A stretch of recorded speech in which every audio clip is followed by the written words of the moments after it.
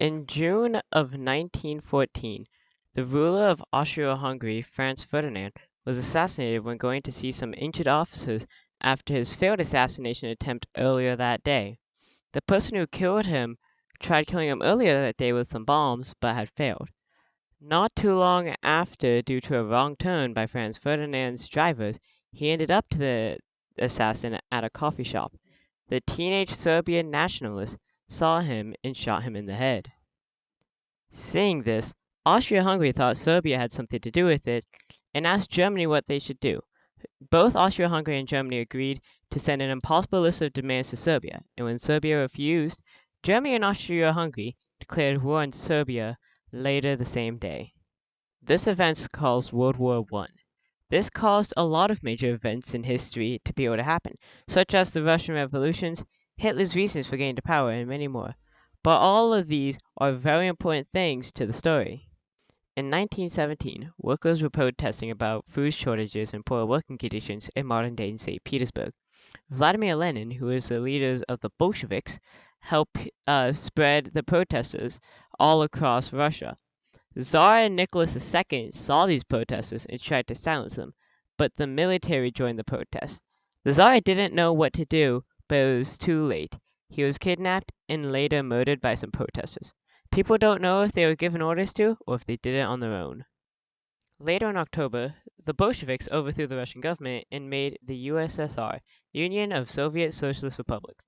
The countries in this union were Armenia, Uzbekistan, Belarus, Estonia, Georgia, Kazakhstan, Kyrgyzstan, Lithuania, Latvia, Moldova, Russia, Tajikistan, Turkmenistan, Ukraine, and Uzbekistan. Lenin pulled out of the war after taking over the country and fulfilled some of his promises of peace, land, and bread. Once he pulled out, they did lose some land, but they had peace and bread for all the people. At this point, a lot of the people of the Soviet Union were happy and were told that their housing would get better. But then Lenin died. Lenin's death was a shocking event to the people of the USSR, because who was going to replace him? Most people thought it was going to be his right-hand man, Lenin Turkishta, but instead, it was the guy that Lenin didn't want in charge, Joseph Stalin, who later took over the USSR. Now, Stalin was very different from Lenin. Stalin was much more oppressive and silenced all the protests in the USSR. Now, later in August of 1939, Adolf Hitler, the Führer of Germany, and Joseph Stalin became allies.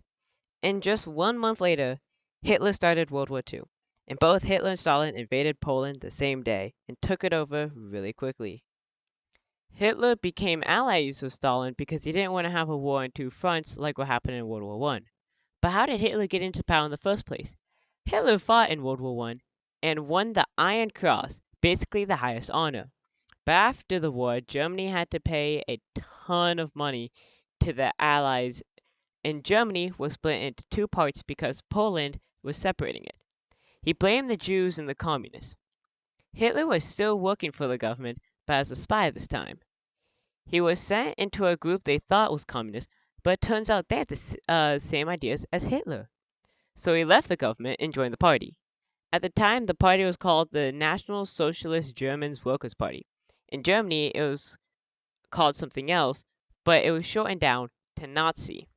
And Hitler, being a great speaker, quickly climbed the ranks until he became the leader of the party.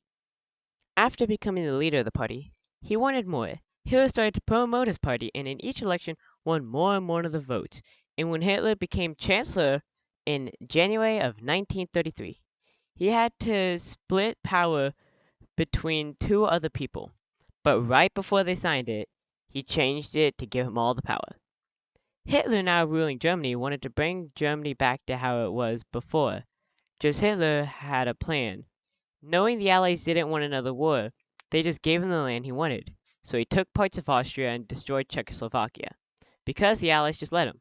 The Allies made him sign a piece of paper, though, that said Hitler could not invade any more land. Hitler, however, did not follow the plan and invaded and completely wiped out Czechoslovakia, and made an alliance with Stalin, and they both took Poland. The Allies didn't know what to do because Hitler had the Soviet Union on his side. This was the start of World War II, and the Allies did not want to go to war, but this was the only option. Hitler had made some more alliances with Italy and Japan. The three became known as the Axis powers. The USSR was not in this because it was an agreement to not invade each other. The Axis powers started to invade more land. Japan took some islands, and Germany took more land in Europe. But he had it differently. France had a defense set up to stop Germany, but Germany went through the Netherlands and Belgium and committed war crimes along the way. And they got to France and took it over, but made it a puppet country to make it look like France joined them and the UK was all alone in Europe. As the war in Europe went on, Japan didn't do much until 1941 when they bombed Pearl Harbor, which caused the US to enter the war. When the US entered Europe, they started to fight Germany, and about the same time, Germany had invaded Russia in a surprise attack. Hitler was in trouble now, as the Allies had invaded through Omaha Beach and Russia had started to push Germany back.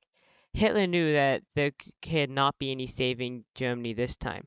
So on April 30th, 1945, in a bunker in Berlin, Hitler killed his dog so the Allies wouldn't torture him, and he killed himself as well. Even though the Allies searched every bunker in Berlin, Hitler's body was never found. After Hitler died and Germany surrendered, Japan was still an issue, but the US started pushing Japan back to their homeland. And on August 6, 1945, the US dropped a nuke called the Little Boy on Hiroshima, Japan, and just 3 days later dropped another nuke called the Fat Man on Nagasaki.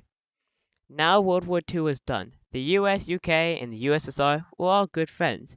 But the USSR started spying on the US, and the US didn't like this. So they set up the Iron Curtain, which was a plan to stop spreading communism around the world. This was done by sending money to West Europe and tried to do the same with Eastern Europe, but the USSR was not letting it. Seeing this, the USSR made puppet republics known as the Eastern Bloc, and the US and the UK set up the Western Bloc to try to stop them. The people of Germany had a big problem as well. Because Germany was split into two, Eastern Communist and Western Capitalist, and Berlin was also on the eastern side, but was still split in two. But the people could still travel between them freely. But the USSR was tired of this because people were leaving, so they built a wall through Berlin and across the other countries to stop people from leaving. This cut off the US from Berlin, but the US, still wanting to help people there, started flying in supplies. This was known as the Berlin Airlift. But on the other hand, things inside the USSR weren't much better. Joseph Stalin had just died in March of 1953, and Nikita Khrushchev took over after him, and during the same time, he had invaded Afghanistan in December of 1979, just 1 year after the Afghanistan Revolution had started. And the US heard of this and gave the Afghans rockets, guns, and many more supplies. This caused the USSR to be pushed out in February of 1989. Now, Afghanistan's revolution was getting intense since after they left. A group called the Taliban took the supplies the US had given them and had won the revolution with them. The Taliban had heard news of the Egyptian president being assassinated and started to plan an attack to hopefully have peace.